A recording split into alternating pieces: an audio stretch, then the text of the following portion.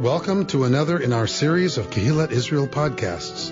This is a recording of Rabbi Amy Bernstein's weekly Friday morning Torah study.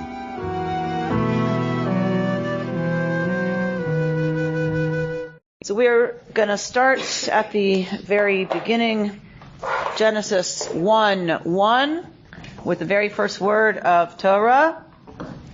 And there's a lovely midrashic tradition where all of the letters of the alphabet fight to be the letter that begins the Torah. And there's this lovely midrashic, playful exposition of why it is that Bet got to start the Torah. There's a mystical tradition around why Bet starts the Torah, which we'll talk about. Bereshit bara Elohim et hashamayim ve'et haaretz. We begin with someone who would like to read the English. When God was about to create heaven and earth, the earth was a chaos, unformed, and on the chaotic water's face there was darkness. Then God's Spirit glided over the face of the waters, and God said, "Let there be light," and there was light. And when God saw how good the light was, God divided the light from the darkness. God then called the light day and called the darkness night. And there was evening and there was morning the first day. Oh, lovely. All right. We already got stuff to talk about, right? I hope. All right, Bereshit. So this is a construct form, this word Bereshit, which means, so we know it's about, right, whenever we see Rosh, right, we know this business of kind of beginning, head, right, that kind of stuff. So we know it's about beginning. So the arguments then, through our tradition, come about what else you put here, right? So the bet usually tells us what? In. B is in. Okay. So Bereshit, in beginning. Now here's where the arguments start. Right? The first word. First word, we're Jews, right? So everyone agrees, B and Resh, Berosh, like in beginning. Everybody agrees to that. The problem is this is a construct form. Reshit is always followed by something. So Reshit geulatecha, the first flowering, you hear it called, of our redemption, of your redemption, right? It's Reshit, beginning of redemption. So it's the start of something. So it should be in the beginning of. And now we should get a word to tell us what we're talking about being in the beginning of. So the argument comes about this word, of, and what Bereshit designates if the next word is bara. Past tense, what's bara? So this doesn't make any sense, does it? Right? In beginning of God created doesn't make any sense grammatically. So what would you argue? You'd argue it's the beginning of the creating that was done? Okay. So there are implications then, says Rashi, for what follows. The implications of if this is the beginning of the creatingness, then whatever happens next, it's going to go in sequential order, right? If this is the beginning, then things have to come after that in order. But there's a problem with that. And Rashi says you should be embarrassed if that's what you think. That this is describing the beginning and then what happens after that. That's just silly. Because we have a problem, if you want to take that explanation, because what do we see? We've got tohu vavohu, right? And unformed, like the earth is chaos, unformed, right? Tohu vavohu, we don't know what that is because it's primordial. It's before everything. So what do you call it before everything? Tohu vavohu, okay. So everything was tohu vavohu, the cosmic soup, if you will, that, whatever precedes creation. But we have something else there, don't we? We have water. So Rashi says it cannot possibly be that this means this is the very beginning of creation, and it's going to go in a linear fashion because we have water and we did not hear that it was created. So that can't be it. You also have God. Well, we have God, but Rashi doesn't have to explain that God is there.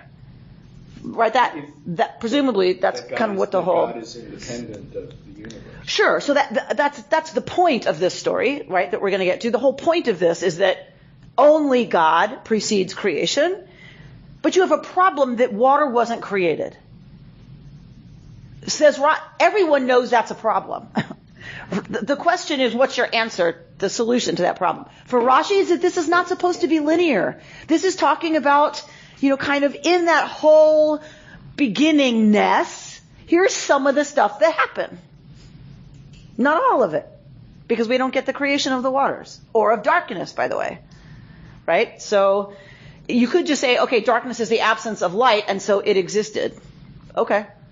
But some people want to say, wait a minute. Choshech is its own thing. Right?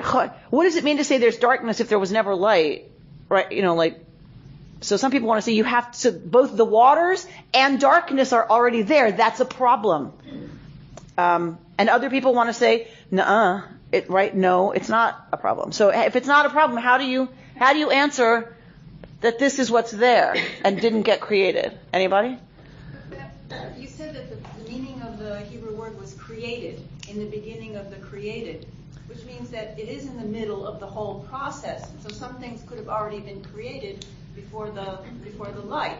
So the waters could have been there and the darkness could have been there. That was part of the creation. But we're stepping into the middle of the process of being created. Okay, so this is how the commentators who want to argue with Rashi, that's where they go. Right? Because it's in the beginning of what you're going to use the word created, then possibly it's not linear, there's created, that's already happened over here, and that was water and darkness. Right? So the problem there is what Richard brought up. If you go there, then you have to say, well, did someone create God? If there are things that precede this, and God is the only thing that in our religious tradition, right, everybody agrees, only God created the world. Everyone agrees. There's very few things all Jews agree on, right? But that's one, is that only God created the world. So if that's true, if you posit something else happening before what we're seeing, right, it can get tricky around, well then did something else create God too? And if we accept that only God created the world, then the issue, I think, between Rashi and other commentators is, can God create from nothing, or can God only form from some primordial tohu? I think the actual question there for the commentators is, does this mean creation me'ayin, from nothing, or not? Mm-hmm. They argue about that. They don't argue can, God forbid. Right. Right? Okay. They do not argue, can God do that? God forbid. We should argue that, right? Of course God can do that if God wants. God can do anything. So, but they do have an argument about, is ex nihilo right the point? Like, is that important? And is that what is being said here? Is it yesh me'ayin? We have creation from nothing, or things being formed. But we get the word bara, and most commentators lean into bara means, and I'm not saying we have to agree with them. They say by definition it means ex nihilo. Everything else is yotzer. Mm-hmm. Right? You fashion. If you take another material, you form it, you fashion it, you shape it, you do all those things. If you create, it's yesh me'ayin, right? It's from nothing. So man was formed. Man was not poof, there's a man. Correct. Okay. Man was formed, and then something else happens when when Earthling is animated. Right. Sarah? Maybe they were thinking about both darkness and water as part of the mishmash. Yes, I think clearly we can all rest comfortably that possibly water and darkness are part of the definition of tohu vavohu. It goes a little to what Richard's saying, that, well, then there's something already there. God doesn't create out of nothing. God creates using tohu vavohu. Right? But if there's, yeah, right. So Sarah's like, so what's the problem? Right? Like, so for some people that's a problem. They need it to be, there was nothing at all before this moment when there was something. It bothers them that there's something here before that. I'm with you. I'm fine knowing that tohu vavohu includes, apparently, the deep, right, and darkness. I'm cool with that. What we have to remember is that we are dealing with also cosmology from the ancient Near East. And there are cosmology narratives all over the ancient Near East, right? So we always remember in this class, right, we always remember together that this doesn't come ex nihilo. It doesn't come out of nothing. Right? This is a response in some ways to, thousands of years of humans telling the story about origins. So what is the story in the neighborhood? Do we remember anything about that? It's going to the point about the deep. What? That comes later. Ancient Near Eastern cosmology. How did the universe come into being? Oh my goodness. Oh my goodness. The Mesopotamians believed in like two primary gods, I think. That there was like a god of the deep and a god of the sky or something. So there's always the goddess. There's always the creatrix. Always. There has to be. You can't have pregnancy and the birth of something without the feminine. Ancient Israel did, right? But that was a big move. That was a big move. This is the victory of patriarchy over the creatrix. But it doesn't go well for her. And it's not that those stories were pretty by any stretch of the imagination. Because we have the goddess Tiamat in one of our ancient Near Eastern stories who gets cut in half by her progeny, right? Another god. She gets cut in half. Half of her body is any guesses? Sky? Yes. And half of her body is the earth. What is the deep in Hebrew? Look. It's an open book test. Mayim, they just say off Mayim. Tehom. Right? The Ruach Adonai merachefet al pnei hamayim, and the Spirit of God hovers over the waters. V'choshech al pnei tehom, and darkness over the deep. We have a remnant here of this story. Tehom is there because Tiamat, of course, it's most likely a remnant from this story. That she's there. But the patriarchy has completely obliterated, right, any, God forbid, reference to, right, that the feminine creatrix. Okay. So then what happens? God's Ruach is merachefeting, right, on the face of the waters. Merachefet is we have a lot of hummingbirds by us. Have you seen a hummingbird when it's still? It's not very long that it does that, but when it's feeding and it's still, that's merachefet. Fluttering, but with the sense of hovering, but it's like with activity, right? It's hovering, but not to hover, you have to have, the people who are writing this live in the world where if you're hovering, you have to have movement. Right? So there's a sense of vibration and something happening as that spirit hovers, right? It says here glided, which is an awful translation. Horrible translation. Sorry to the people who translate. Right. All right. So then that's what's happening at the moment that God does what? God speaks.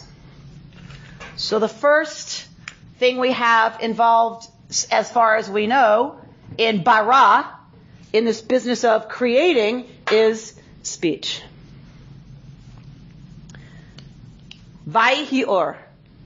God speaks, and we take this for granted, right?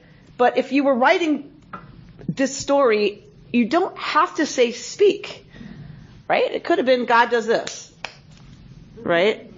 And the world comes into, like, we take it for granted that it says God spoke.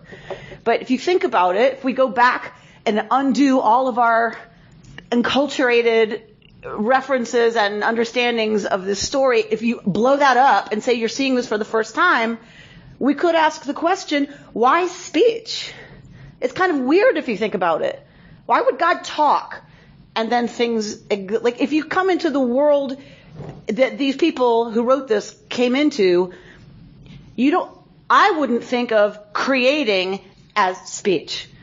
God took God's hands, took the waters and the darkness and manipulated them on God's great wheel. You know what I mean? Like, God snapped God's face. I don't know. I would not come up with Vayihi or as the moment everything happens, falls into place. Yes, that would have been a perfect choice. I went to very complicated ones. That's a very simple one. God acted. But we don't have that. Right. That's what I'm saying. That's good. Like that, right. I would go to God acted. God did something. I would not say God talked. If you're linking it to what the peoples were observing in their world at that point in time, could you then sort of connect it to when a baby is born and the first cry and that is born and created? But that's not what created the infant. Right. That's the first thing the infant does. So that the earthling speaks right away makes sense to me. Right? Because that is the world that we live in. We make a noise as soon as we're here. How did the infant get there inside the womb? Not from speaking, I can tell you that.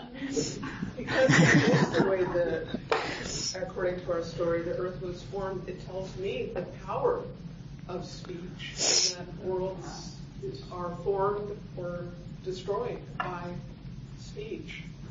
And since we're the only species that can speak a language, it gives you pause how we use our voice. So speech creates and destroys worlds. This is where we're going to go at the end with our commentary.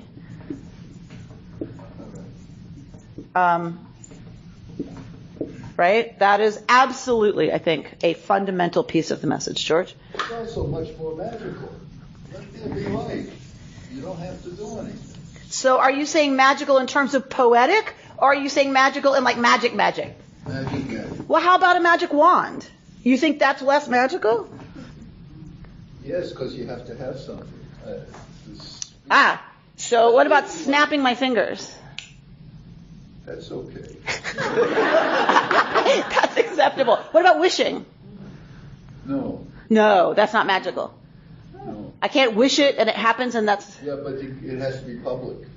So it has to be perceptible. Yes. Even though there's nobody there to perceive it. It has to be outside of me in some way? Okay, good. So George is setting up the definition of what's going to be a good enough story, right, for the beginning. But this is something written by people. Mm-hmm. And it's a universal human experience that the only way that you can get anything done in terms of affecting your relationship with the world is through speech. You can't get anything done without asking for it, demanding it, crying for it, whatever. So speech is kind of fundamental in enacting your will upon the world. For humans. For humans. I can imagine writing the story where that's what we do, but God would do something completely different. But wouldn't it be almost incomprehensible to a human to think that another being would be able to, if we have to go around speaking in order to affect the world, how could any other being do other than speak? Because it's God. But I could argue from your point, I could argue against your interpretation, right? To say Dafka, because the only way we human beings get anything done in the world is to use words. Dafka, God doesn't have to do that. God blinked and the world came into being. God snapped God's fingers and the world came, because it's God, right? So I could argue that would be a better story than this. I think, to Pam's point, they stay with words as the way creation comes into existence to impart a message. That it is that serious. Speaking is that serious. It's about the power of words that we have and that we share with our vision of God. So right away, he or she or it I like it. telling us that we can communicate. Right. And we're going to see Rabbi Jonathan Sachs is going to tell us this goes further than that, to say you must communicate. Because we are supposed to live in imitatio Dei, in imitation of the divine. And if we're to live, right, we're created b'tselem Elohim, we're going to see. So if we are created in the image of the divine and God speaks things into being, then so must you. You must be generative and creative with words just as God is. Hey, don't we know that mankind was created later, but isn't the implication of God said that there was someone who listened? So isn't the timing wrong? In other words, if you were writing this, wouldn't you have God acted but not spoke until there was mankind? So, no one's there to listen. Right, well, clearly it doesn't matter. To the authors, it doesn't matter. There's no one there to hear, because God is not issuing a command to anyone. So that goes back to the question of why use speech. If no one's there to listen, why use speech? It seems to make no sense. But I think, again, the part of the point of choosing speech as the mechanism is to say speech actually has the power to create. It's not just who's listening to go do something. It's speech itself has power. Remember all the times we're going to see blessings and curses? Once I unleash those words into the universe, it has power now. And things happen as a result of me having released those words into the world, okay? Yeah, I was just going to say that, it doesn't matter if anyone's there to listen, because when you speak it, you create it, it's there. And then you can come back around and see what happened, even if you weren't listening. Right, and we're going to get the creation of the earthling. We are, because God it doesn't seem an interest in being alone in this creation business, right? It doesn't go so well for God. But God isn't interested in being alone with this creation. God wants someone to listen, right? Someone to be in relationship to. So let's go see what goes on with that. So Vayhi Or, there's light. And God sees, and I don't like this translation, how good the light was. I would say Ki Tov is God saw that the light was good. It's a moment of discernment on God's part that light is Tov. Light is good. All right. So we've got so what's the second part of creating? We got speech. Now what do we got?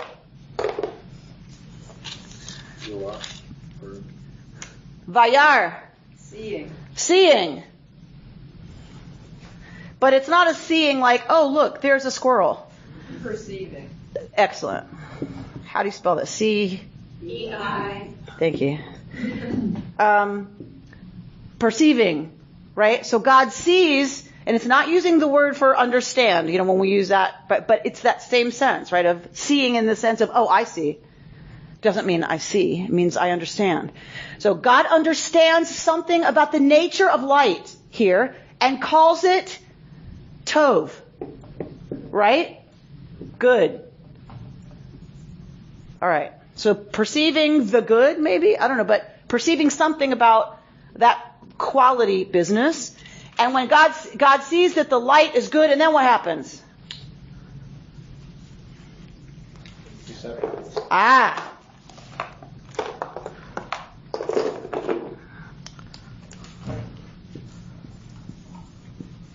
S-E-P-A?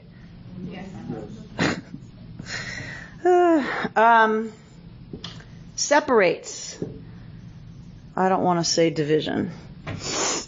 Vayavdel. What's Vayavdel? How do we translate Vayavdel? Distinguish.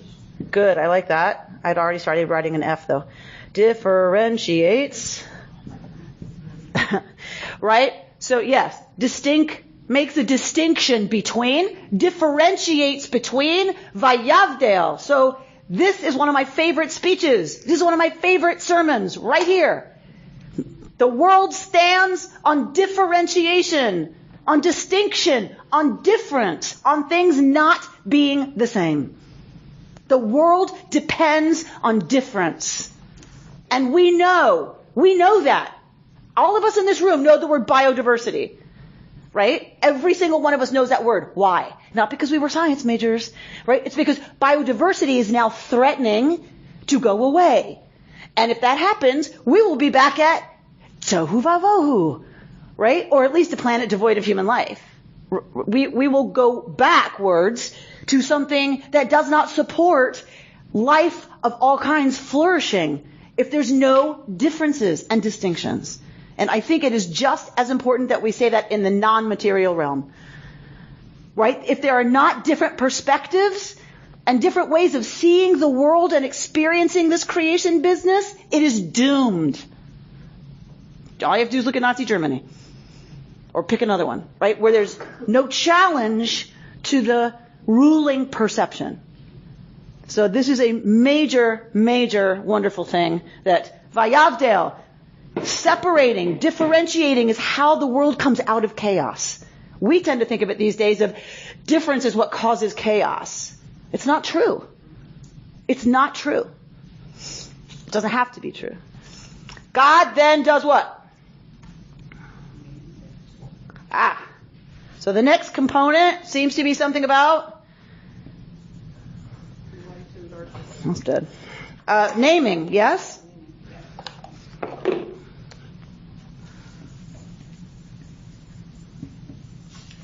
Designating something as something.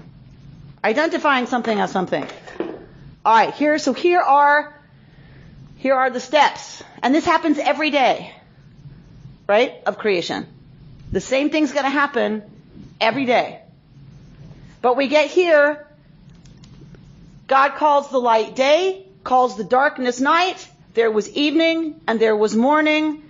Yom Echad. Rita, what am I going to point out that Echad is a weird word to use here? That means day one, really, not the first day. Exactly. It does not say Yom Rishon, which would take us back to our beginning word. It doesn't say the first day. It says a day. One day. So here comes Rashi's proof that Bereshit doesn't mean the very beginning, doesn't have to mean the very beginning of creation. We're now just at a different stage of it, which is when day is being created. A day. And now we're going to get, the next time we're going to get, right? Yom Sheni, the second day. But it doesn't mean there was nothing created before this day. It's just day is being created. We didn't talk about what happened before or was created. Light, day. Yes?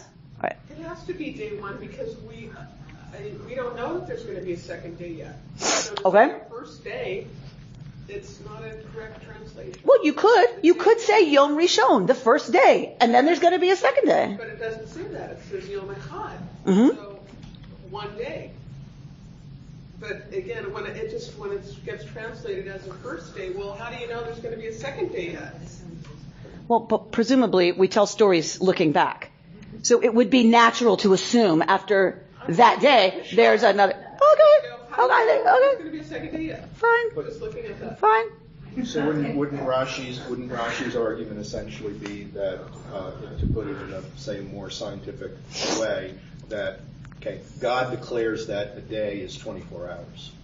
In other words, this is a day. I think Rashi would say we just haven't had day before this. Right. Because there's been no light and dark. And light and dark is what defines the day. So until there's or, it's pointless to talk about days and maybe pointless to talk about what went on. I don't know. But tell me the problem, what's the issue and the challenge we have here with this? We have a big problem here. A really big problem. Yeah? With what? With what just happened. We got light, and we got dark, and we got a day. What's the problem? Oh, there's no sun in Oh, there's no sun. Oh, interesting. So, I assume when God created light, He created the sun. you assumed that, right? Because that would be a natural assumption. Because all the light that we see is from the sun, even at night.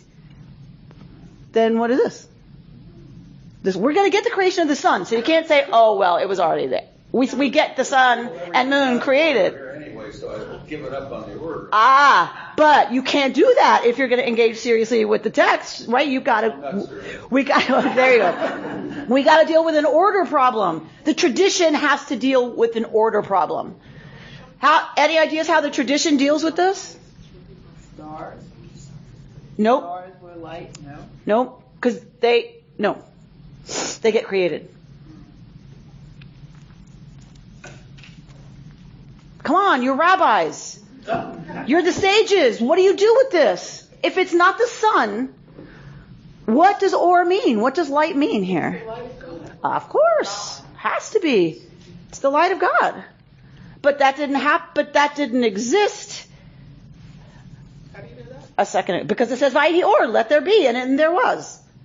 It gets created. Or gets created. Or zaru ala tzadik u'lirshin. No, okay. So, or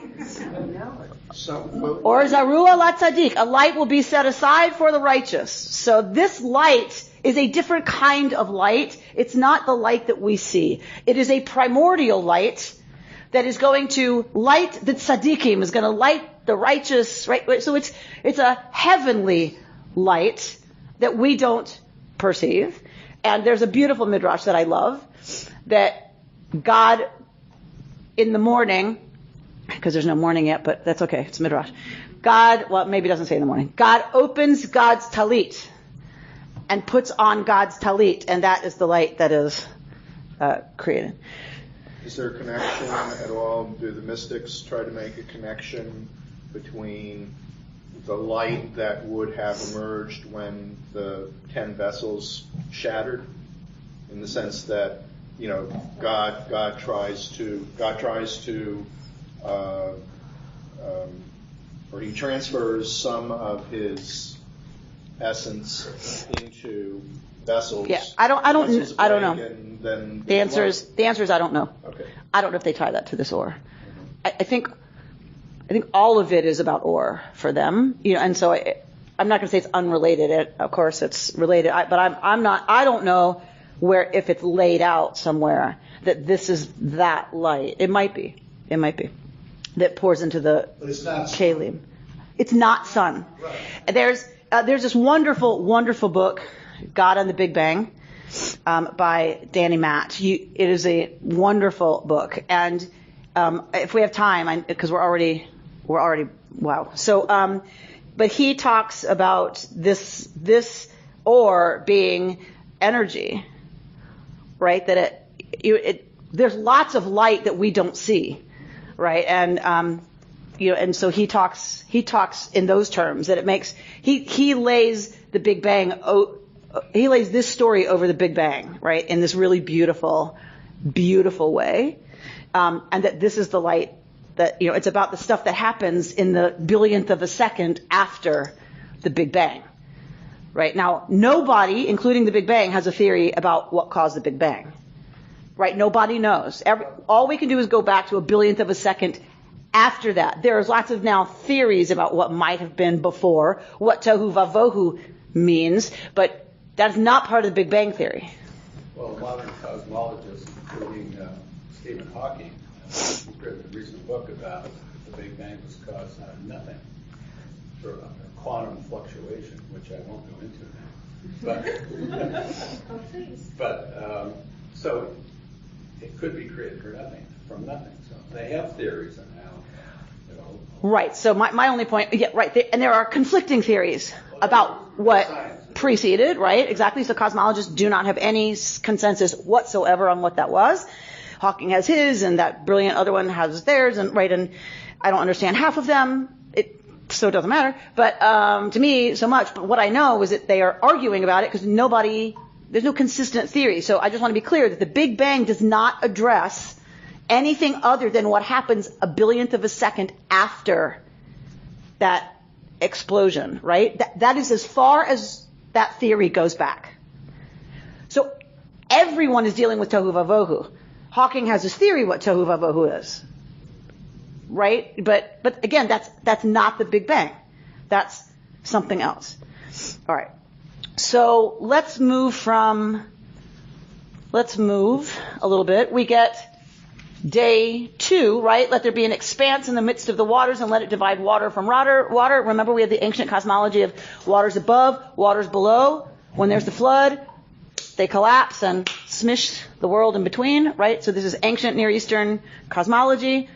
Remember the body holding up these waters, body holding down these waters. This is typical ancient Near Eastern cosmology. Because when it rains, water comes from the sky, right? You dig, water comes up, right? So it makes sense in that world that there's water up and water down. Okay. And we get the creation of vegetation. Yes? Our third day. Verse 14. God said, let there be lights in the expanse of the sky to separate day from night, right? And to be markers for sacred seasons, for days and years. And here we get the creation of the 2 great lights, the greater light to govern the day and the lesser light to govern the night and the stars. All right, so we get that on day 4. Is anyone else roasting? Talking about. What is it? A third day, A fourth day, A fifth day. Does that really mean that was the order in which they came, or was it just still go whatever it was? So I mean, it may be in an order of the way it was written down, but it may not have been in the order in which it happened or created. Okay, so what would be the point of saying we're going to call this day 3, but it didn't happen on day 3? It happened on day 5. Say that here. It just says A fourth day. I don't think so. Let me check. Well, that's the problem. Okay. No, it's that translation's wrong. Yom Revi'i, 4th day. It is. What are linear? What do you call those numbers? Linear. Ordinal. Ordinal. Well, no. That no. What do you call them? Cardinal. Cardinal. The one where it's the second, third, fourth. That's what. That's ordinal. That's ordinal. Okay, so this is ordinal numbers. There's a difference in Hebrew. It would have said, right there's. I've never seen it written this way before, but that doesn't mean. Right. So that's why I don't like that translation. Well, actually, it's not so misleading. My translation says a second day. So second is different from 2, right? It doesn't say day 2. It says a second day, right? So that implies it follows what happened before, or the one before it. Okay. Where are we? We got to get to us. Come on. We get 24. Let the earth bring forth living creatures of every type, domestic animals and creeping things and wild animals, each true to its type. And so it was. And what is said at the end of every single thing that is Vayehi, let there be, and God, right, sees and perceives that it is good. And then God differentiates. Right here, the animals are coming in their species. The grasses and trees are coming in their species. They are differentiated. It's not just grass. You say grasses, right? And then we get the name for them. We get what it is. It's an animal. It's a plant. It's a, right? So we're getting all of this here. Now what? Now we need to go to 26. God's gotta speak again, right? Vayomer Elohim. And God says, Na'aseh Adam b'tzelmenu, ki dmutenu, v'yirdu v'gdat hayam, uv'of hashamayim, uva behema, uvachol haaretz, uvachol haromesh al haaretz. We say, God says, na'aseh, let us make. Who's us? Oh. We have some problems. Let us make. Adam, I will not translate as Adam, because it is a bad translation. He doesn't have a name. Adam, what is the earth? Adama. Adam is the earthling. So, let us make Adam, earthling, an earthling, B'tzalmenu, in our image, after our likeness. And then we have a very hard time translating the next word. Vayirdu. Is the our image a mistaken translation? No. Because Not at all. God makes man in his image. It is in the plural. Right? It says our image. Is he talking to the animals? All of us, the animals in here, so. Okay, what would be the very, very, very big problem with that? If God is talking to the animals, what is a huge problem with that? Let us make. Yes? That animals are gods. Correct. And this whole thing is an argument against that system. So if there were any doubt, you would take this out. You wouldn't leave any doubt. The royal we? Except that's not how royal people speak in the Bible. Or God is speaking to the angels? So that also is a problem. Let us make is a problem. Because now you're raising angels to being God's partners in creation, and that makes the rabbis super nervous. Right? God is referred to in the plural a lot throughout the Bible, right? Elohim is plural, and I think that's supposed to not mean that there's more than one God. It's just a way to affirm the power of God, that it's more than one. It's force. So there are mystical leanings towards an explanation like that. So we have the 10 sefirot, right, in Jewish mysticism. God forbid you should think there's 10 deities, right? It's the 10 aspects of the divine, the 10 emanations of the divine, right? Judgment, mercy, right? Wisdom, understanding, right? These are the different flavors of God. Multiplicity of God. So that God addresses God's own multiplicity, bringing all of it to bear on the human being, because the human being is going to be the one that contains within it all of those aspects of the divine. So this is a lovely way that the mystics go, is to say God is, God forbid, not talking us. God's talking all of the aspects of God are going. That is what it means, B'tzalmenu, in our image, meaning this is the only creature that's going to be created with all of these aspects as a mirror of the divine. That's what it means, in our likeness, in our image, as opposed to the buffalo. I mean, they're great, right? But they're not this. They're not what's happening with Adam. Something different is happening here, is one explanation for why it's stated this way. It's our then is not a mistake in translation. It's not a mistake in translation. There are multiple images of God that man is being created in? Or? So that there are different aspects of divinity. God's strength, gevura, God's wisdom, chokhmah, God's bina, understanding. That all of those are going to be, that is the image in which Adam will be created, in the multiplicity of those aspects. Because the later tradition really believes that we are created with the same emanations that God has. Because how could you not be? Because it's in God's image and likeness. And so we also have chokhmah, and we also have bina, and we also have gevura, strength, right? And we have to balance those, just as the divine has to balance them so that the world doesn't collapse or implode. Right? So But that's a late interpretation. That is a very late interpretation. So I and not me, that I would even have the chutzpah to say it's mine, I agree with the people who say that this is leftover from polytheism. I mean, it's a clear leftover from, the same way Tehom is here, we have some of this remnant of that polytheistic expression and language, and that impulse is not totally dead in the earliest phases of talking about this stuff, because that's probably how Elohim comes into existence as a name for God, right? Because yes, Elohim is plural, but it never says Elohim they. It's Elohim he.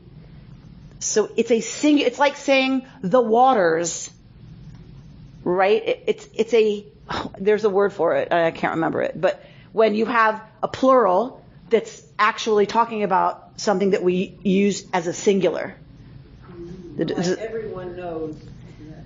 Isn't that the same? Everyone knows. So everyone is a lot of people, but you're using the singular language. Well, no, but that's different because it's every one of you knows. The waters parted.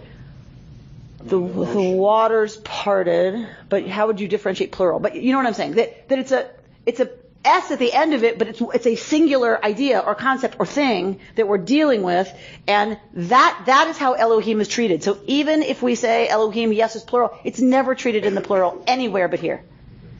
But I think it's the same instinct that, because who's the head of the Canaanite pantheon? El. El is the chief god of the Canaanite pantheon. This emerges out of Canaanite culture. So if that's true, then if you want to take the pantheon and stick it all into one god, then you add a plural. Now you've got your El, but all of them are contained within it. Now you have Elohim with a capital E, because Elohim actually means gods.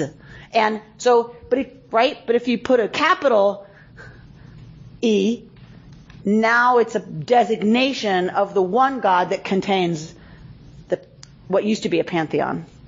Does that make sense? So it too is a remnant. Elohim too is a remnant of when there were Elohim, gods. And it's used that way. The other lowercase e is used throughout the Bible. They have Elohim, acherim, strange gods, other gods that you don't know. It doesn't deny that there are other gods. It denies that they are your God, right? And that you have any business hanging out with them. Or, God forbid, worshiping them, right? Then you're in big trouble. All right. Oh my gosh. Wow. Some hours, right, fly. What verse are we on? Well, we started at 26. That was creating the earthling. Right. Let them hold sway over the fish of the sea and the birds of the sky. There's a lot of argument about this word, particularly recently, because it has been so terribly, this whole concept has been so terribly misused, that we can take anything and do anything we want with it, because God gave us dominion over creation. And this is a huge conversation, which we don't have time for, but I recommend you dig into if you are somebody who is very much interested in environmental issues, and this is troubling. I get it that this language is troubling, but there's been a lot written on it recently about what it actually means. And there's a Jewish environmentalist group called Shomrei Adama, Guardians of the Earth, and they purposefully use this story and this language to say it means the opposite of what it says. It means you have responsibility for the planet. It doesn't mean you get to do what you want with it. It means it has been given into your trust and into your care. Don't screw it up. It's stewardship. That's exactly right. So that's where most of us, no one's going to argue with that, right? Well, there are folks who are going to argue with that, but they're not people who would ever be sitting in this room. I think to 29, because it addresses your point. And God said, look, I have given you all the seed-bearing plants on the face of the earth, and every tree that has its seed-bearing fruit. These are yours to eat. To me, this is an argument for having a plant-based diet. This is Torah's values are 100% that Eden is vegetarian. Guys, so this is pre-Eden even. It's saying, Well, that's what human beings are in Eden. So the people are told in the Edenic view of how human beings relate to their environment is you don't eat other living things. It collapses after Noah. After Noah, even before Jews, it collapses. And God makes an understanding with human beings. Okay, now you can eat meat. But these are the kinds. Right? So it's understood from the very beginning that we eat meat. The Edenic view, nowhere in Torah does it say all you should eat is plants. The Edenic view is paradise is that we wouldn't eat other animals, but we don't live in paradise. This collapsed. This didn't make it. And Rabbi Yitz Greenberg has a beautiful talk on all of Torah is about mitigating the view of what paradise, perfection, what Eden is, mitigating that with the world that as it is. And that finding a way between those. We're not an either or. And so finding a realistic but holy, holiness is about moving what is towards what should be. And that is why we have laws of kashrut around eating animals. That there's a deal made. That yes, ideally, we wouldn't kill other things and eat them, but that's not the world we live in. But we're not going to eat everything all the time that we want, whenever we want. There has to be a middle ground. Even here it distinguishes between domesticated and undomesticated animals. That it's only the domesticated animals that we would have dominion over, is my understanding of this text. Okay. So, but let's go back. So God created the human beings in the divine image. Yes, verse 27. Yes? God creates the human beings in the divine image, creating them in the image of God. Creating them what? Male and female. Oh, really? You want to talk to me about that? This is Adam.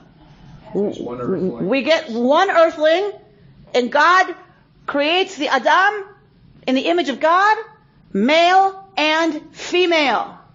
We never hear Genesis 1. You always hear quoted Genesis 2. That is not what Genesis 1 says. So next time someone whips that out, you can just gently direct them to verse 27 of Genesis 1. When the Adam is created, it is created Zachar u'nekeva, male and female. Genesis 2 has a whole different story, right? But for the rabbis, God forbid, they can't say that's a whole nother creation narrative that is stuck next to this one, because you can't pick one part of the people's story over the other people, or they won't buy the book. They won't buy into the new Israel thing that we're doing, right? So you can't do that. You got to put both versions in the same book, or you won't have a united people, right? So, but the rabbis can't say that, God forbid. They have to say, well, this is written by God. This is what happened, right? So that's a problem, that you have Zachar u'nekeva, male and female, and then in number 2 you're going to get, and there was the Adam alone. There's no help meet for him, and right then Chava is created. Right? That is a very big problem. So the rabbis have a very large midrashic tradition to explain this. Yes? How do they harmonize that? Do we remember? How do they deal with this? You have a female here, but Eve has not been created. We're going to get told Eve gets created, that Adam gets put to sleep and half his part of him's taken out. And so what do you do with this? The rabbis have to do something with this. They're not stupid. They see this. They know this by heart. All right. So that must mean that there was another female before Eve.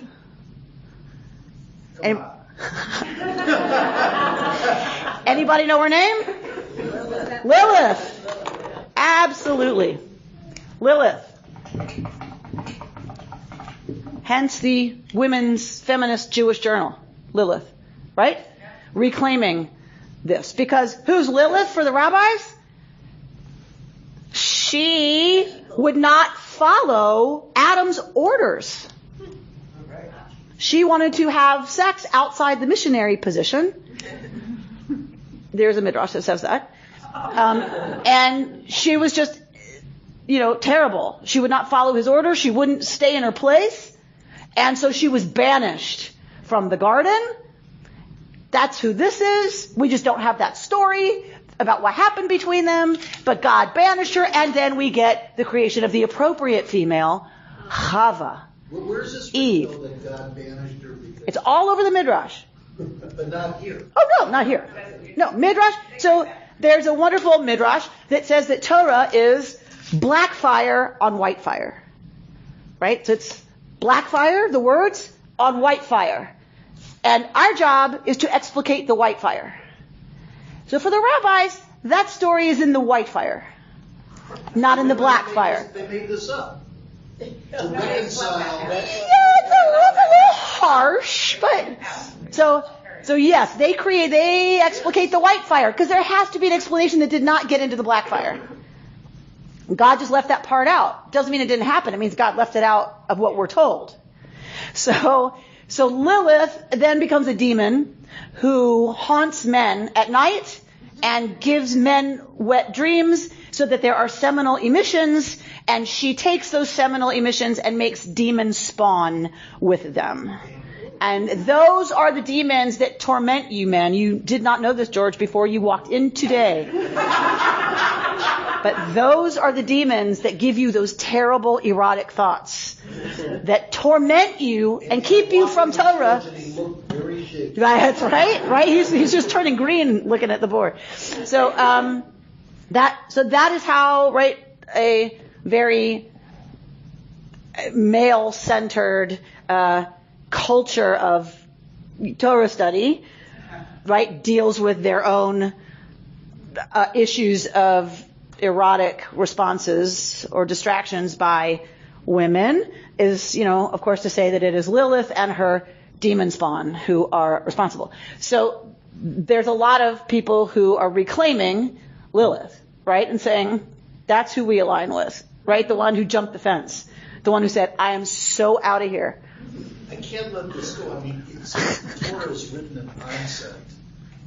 If you were writing this, you'd immediately recognize the problem of another woman, and you'd have to reconcile that in this. No. Is it the Civil War, or is it the War of Northern Aggression? Because I'll tell you, where I grew up, it was the War of Northern Aggression, and you better not suggest otherwise about how that started and why that started. Or I'm not buying the book, and I'm certainly not joining up to be part of this nation state. My version better be there. But the people in Yankeetown are going to read that really differently, and right, they're going to say that is not at all how it happened. Would there be a bridge that says God found Lilith wanting, expelled her, and created? But the people who wrote this don't believe in Lilith. They believed, the people who had this as their myth believed male and female were created together at the same time. But there was another tradition that said, nuh-uh, there was Adam, and then there was woman. But if you want both of those groups to buy into being part of the early nation state of Israel, you have to put both versions in there, and they are absolutely contradictory. You don't have a bridge. There is no harmonizing them. That is our desire as moderns. In the ancient world, you often had texts side by side that were, it's not a seamless narrative. It's not trying to be. It's our family secrets. It's our family disagreements about what happened. It's about, no, he wasn't there. Yes, he was. Oh, no, he wasn't. He was. So, and both are represented. Both versions are represented. It's the rabbis who needed to harmonize them. Right. Sheldon, what was that? What was that? Sheldon's on my side. I would have said God created male and female. See Genesis 2 for the details. So you're suggesting that this is kind of a broad general statement, and then in 2 we get explicated how that happened. So certainly that is a very creative and lovely way to harmonize these, right? absolutely, that is a great way. There are some other contradictions that make that, right here we get all this created, there we get we get this created, and these are plopped in the garden there. So the versions are different enough that it's pretty obvious that, but yes, you could say that here's just the general concept, and later you're going to see exactly how Eve happened, but it doesn't really matter. But this version suggests that the Adam was both male and female, and then some people, to your point, harmonize that with Genesis 2 by saying, and so God realizes when Adam doesn't find a mate that being in union is not the proper state for the male and female. The proper state, and so God puts Adam to sleep. And it doesn't mean rib. The thing that is in Genesis 2 does not mean rib. It means from his side. So Adam is cut in half. And now they can be neged one another, which we have in the text. He couldn't find an ezer kenegdo, an ezer, a help, and God is called my help. So it's not from a position of weakness, let's be very clear. Right? If I call God my help, it suggests God is stronger and I need God. There's no ezer, there's no help, there's no strong other earthling for Adam to be kenegdo, to be over and against him. And so there are some who say, so clearly it's male and female, then God puts Adam to sleep, carves away the female part, and now you have the appropriate relationship, which is not union. It is differentiation, distinction, separation, so that relationship can exist. Because if you go back, why did God do all of this? I swear it's related. It's not a tangent even. Why move out of divine union into all of this? Just turn on the TV. Really? That's better than divine union? Really? Why would God move out of that into this? We need that to grow. Yeah, but if we're not here, we're not growing. What if we weren't here? Why would God needs to grow? Oh, I thought you meant when he created and separated Adam. No. God's self. Like God, why? It bugged me forever. That question bugged me forever. Why? Why? Look at all this mess. Right? I mean, there's a lot of good stuff. I'm not saying there's not all the good stuff, but it's a mess, right? God left God's own hunky-doriness and hanging out in the cosmics. Like God was this union. Everything was, we were all together. Go back, reverse the Big Bang. And it's all together. Why did God stop that? Right? And so then I was pregnant. Then I was 9 months pregnant at Rosh Hashanah. I gave birth on Sukkot. Yom Kippur was a long day. And only then, did I really, that Rosh Hashanah, when we're talking about creation of the world, only then did I get it. That, yes, this union is lovely, and it is absolutely fantastic. And it is time for her to come out. Because I can't know her in there. I can be with her. She's part of me, but I can't love her if she's not individuated from me. There is no division there's no separation over which to have a relationship. If there's no separation, there's no love. I mean, there was an abstract love that I had for her. I would die for her. I mean, I risked my life to have her. That's different from loving an actual being that is now separate from you, but still part of you. And that is the point. And so I think what happens at the divine level it has to, doesn't it? At the human level. Is that what the term help me means? Ezer kenegdo, a helper over and against him.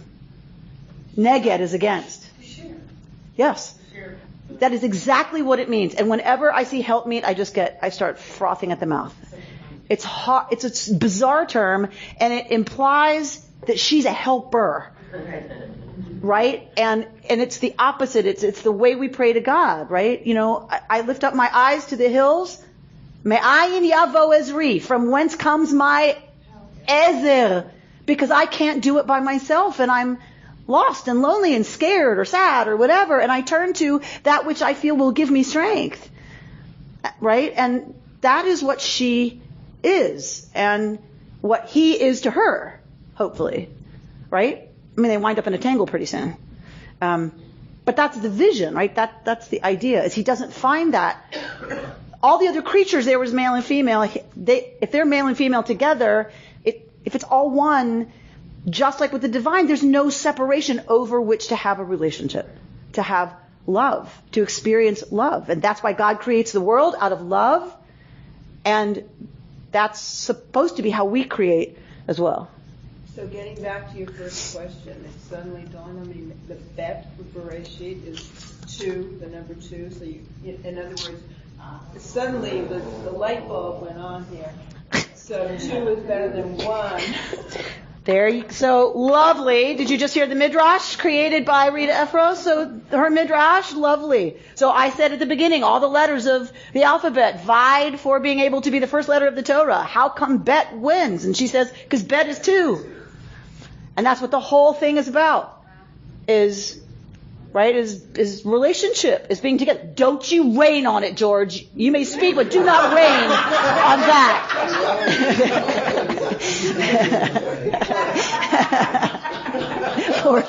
It's against certain American principles, like e pluribus unum. That's right. And the melting pot. That's right. Change to multicultural. That's exactly right. And that is why I think this is so critical for us to reclaim.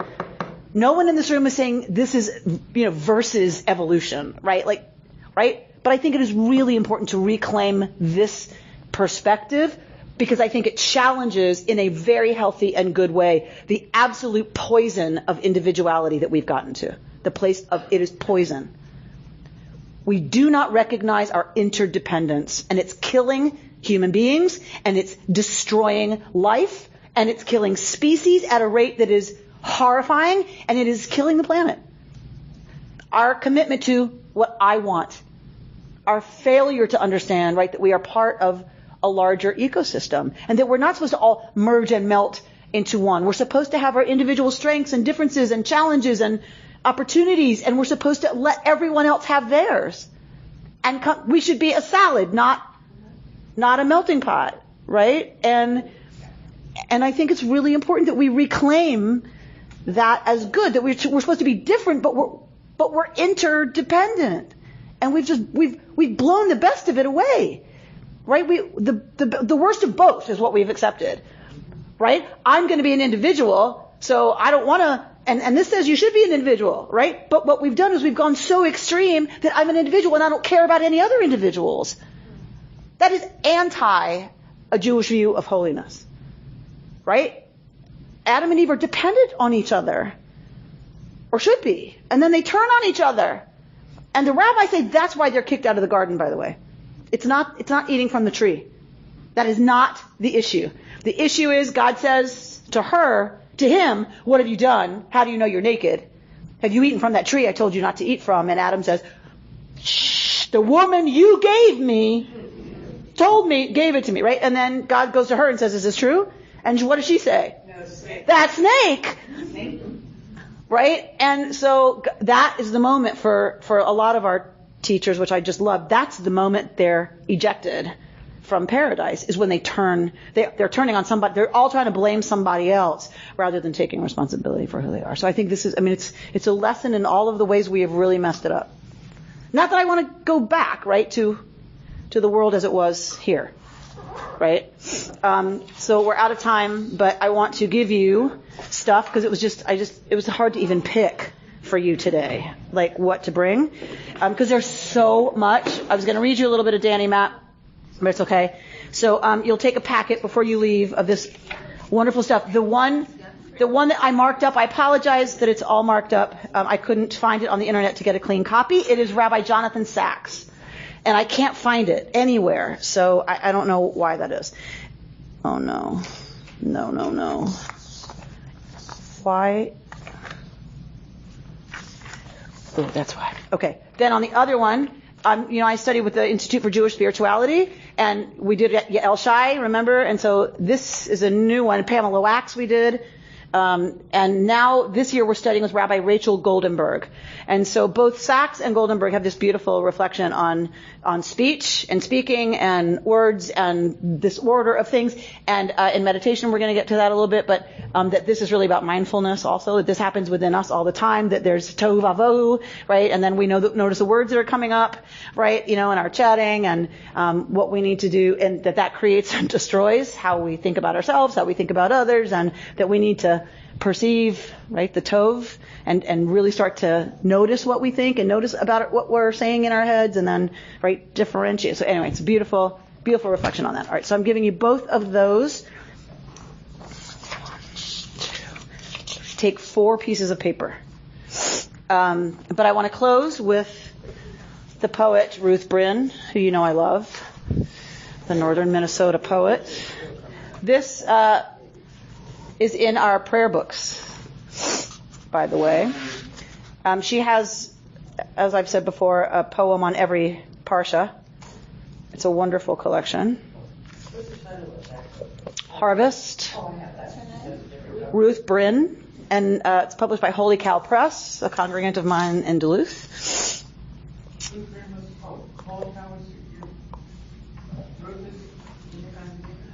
Ruth was in Minneapolis, but my congregant Jim Perlman is Holy Cow Press, and he collected all her Jewish stuff and put it in a book called Harvest, which I had the great good fortune to hear her read from before she died. May her memory be for us a blessing. Amy, yes. Could you, is the touchstone of interdependence that woman is divided from man, literally, physically divided? I think so. You couldn't get your concept that we're all interdependent just by birth. It has to be literally divided. I mean, I don't think it has to be. I think it brings it home that we are each other. Yeah. We're not. We really are. The 2 human beings that began the whole business. I mean, of course, in the mythology, that they were each other, and that we get divided, and that's fine. That's a good thing. That's how it's supposed to be. But we're not supposed to forget that. Yeah, there's a real message there. I think so. That's what it portrays. Yep, I think so. Genesis 1 and 2. In the beginning you made a simple world, day and night, water and earth, plants and animals. But now you create galaxies beyond systems in the unending curve of space. Now we know you create with subtlety the invisible atom with its secret heart of power.